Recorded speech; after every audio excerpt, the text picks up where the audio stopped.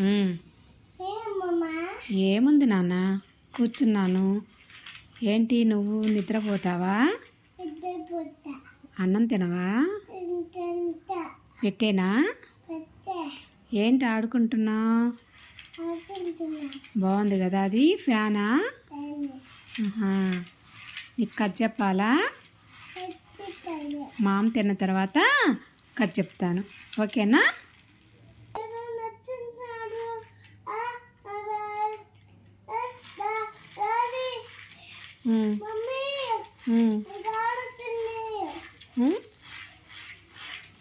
నువ్వు ఇప్పుడు లేస్తావా లేదా? మామ తింటావా లేదా? సరేలే, పెడతాలే. మళ్ళీ స్కూల్ ఉంది కదా, వెళ్ళొద్దు. ఉందా స్కూలు? పొద్దున్నే లేచి స్కూల్కి వెళ్ళాలి కదమ్మా.